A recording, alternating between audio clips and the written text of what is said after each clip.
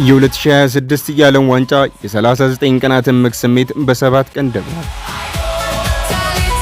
ሰላም፣ ጤና፣ ፍቅርና ታላቅ የእግር ኳስ እብደት ለዓለም ሕዝብ። ይህ ኢትዮ ማለዳ ስፖርት ነው። ጁን 11 ቀን 2026 ዓ.ም የታሪካዊ የሜክሲኮ አዜቴካ ስታዲየም ደውል ከተደወለና ታላቁ የኳስ ድግስ ከተጀመረ እነሆ ዛሬ 7ኛ ቀኑን ይዟል። 3 ሀገራት፣ 48 ብሔራዊ ቡድኖች፣ 104 ጨዋታዎች፣ ምድራችን እስካሁን ካስተናገደችው ሁሉ ግዙፉ ውድድር የተጀመረው በሜክሲኮ 2-0 የደቡብ አፍሪካ ድል በሜክሲኮ ስታዲየም በታየው የ3 ቀይ ካርዶች አስገራሚ ትዕይንት ነበር።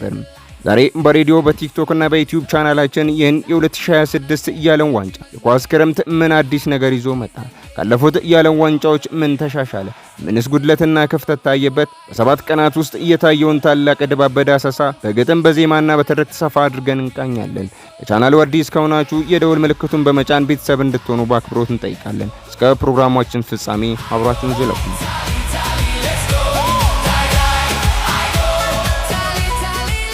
ሜክሲኮ አዜቴካ ላይ የተነካች ኳስ ተንቀሳቀሰች። አዲሱ የታሪክ ምዕራፍ በአሜሪካ ምድር ፈነዳች። ኳታር በረሃ ወጥተን ሰሜን አሜሪካን ስንረቅ 48 ሀገራት ፉክክር ጀመረ ሜዳውን ሊያናውጥ። ጀርመኖች ኮራኮዋ ላይ ጎል በጎል ሲያዘንቡባት፣ የአሜሪካ ወጥቂ ባልጋን ፓራጓይን ሲቀጠቅጥበት፣ የአፍሪካ አንበሶቹ መጡ አይቬሪ ኮስት መሪነቱን። ኳስ በደስታ ፈነዳች በሜክሲኮ በካናዳ አምሳያ። ግን ጉዞ አልጋ ባልጋ አይደለም፣ የታየበት ክፍተትም አለ። የበረራ ርቀቱ ድካም የተጫዋቾቹን ጉልበት በላ። ስቴዲየም ቢሙላ በደጋፊዎች ጩኸትና ዜማ። ጊዜ ቀጠናው ልዩነት ለአውሮፓና ለአፍሪካ ሆነ ጨለማ።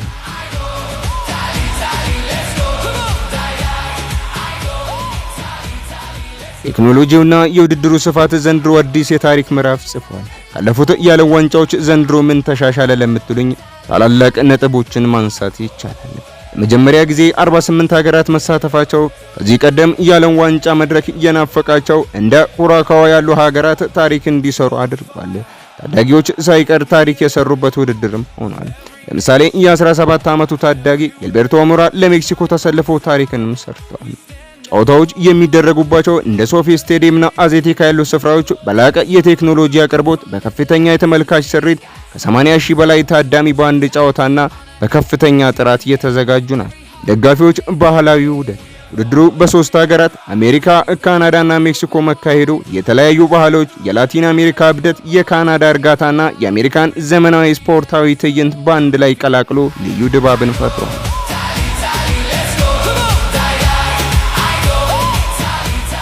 ነገር ግን ነገሮች ሁሉ ፍጹም አይደሉም። ይህ ግዙፍ ውድድር በዚሁ በመጀመሪያዎቹ 6 እና 7 ቀናት ውስጥ በርካታ ትችቶችና ክፍተቶችን አስተናግዷል። የበረራና የርቀት ድካም። ቡድኖች ከአንዱ የጨዋታ ስፍራ ወደ ሌላው ለመጓዝ በሺዎች የሚቆጠሩ ማይሎችን በአውሮፕላን መጓዝ ይኖርባቸዋል። ይህ ተጫዋቾቹ ላይ ከፍተኛ ድካም ስሜትንም ፈጥሯል።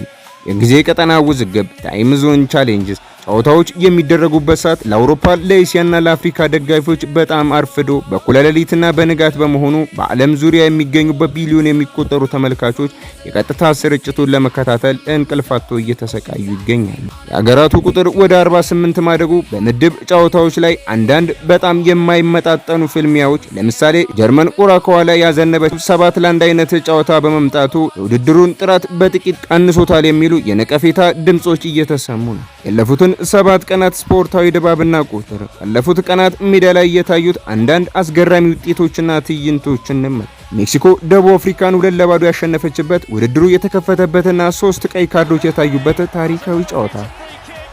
ጀርመን ኩራካዋን 7-1 እስካሁን በውድድሩ የታየ ከፍተኛ የጎል ጋጋታ። አሜሪካ ፓራጓይን 4-1 የአሜሪካ ወጥቂ 2 ግቦችን አስቆጥሮ አሜሪካን የመረቀበት ጨዋታ። ስፔን ከኬፕ ቨርዴን 0-0 የአፍሪካዋ ተወካይ ኬፕ ቨርዴን ስፔንን አስደንግጣ ነጥብ ያስጣለችበት። ቤልጂየም ከግብጽ 1 ላይ የተለያዩበት ጨዋታ። ፈሮኖቹ ግብጾች ጠንካራ ፉክክር ያሳዩበት እያጫወቱት። አዎ 7 ቀናት ብቻ አልፎናል። ገና 39 ለሚሆኑ ቀናት የኳሱ እብደት ይቀጥላል። የክረምቱ ሙቀት፣ የተጫዋቾች እልህ፣ የደጋፊዎች ጩኸት አሁንም በሰሜን አሜሪካ ሰማይ ስር ያስተጋባል። ክፍተቶች ቢኖሩም እግር ኳስ አሁንም ዓለምን ባንድ የማሰር ጥበቧን እያሳየችን ነው። እናንተስ የኢትዮ ማለዳ ስፖርት ቤተሰቦች በእነዚህ 7 ቀናት ውስጥ አስገራሚ ሆኖ ያገኛችሁት ጨዋታ የትኛው ሀገርስ ዋንጫውን የሚወስድ ይመስላችኋል? በኮሜንት መስጫው ላይ ሐሳባችሁን አስፍሩልን። የዩቲዩብ ቻናላችንን ሰብስክራይብ ማድረግና ቲክቶክ ፔጃችን ፎሎ ማድረጋችሁን እንዳትረሱ። በቀጣይ ስፖርታዊ መረጃዎች እስክንገናኝ ኳስና ፍቅር ብቻ ይግዛችሁ እያልኩ የምሰናበታችሁ ፕሮግራሙን አዘጋጅቼ ወደ እናንተ ያቀረብኩላችሁ ቶፊቅ መሐመድ ነበርኩ። በሌሎች ፕሮግራሞች እስክንገናኝ ቸር ያቆየን።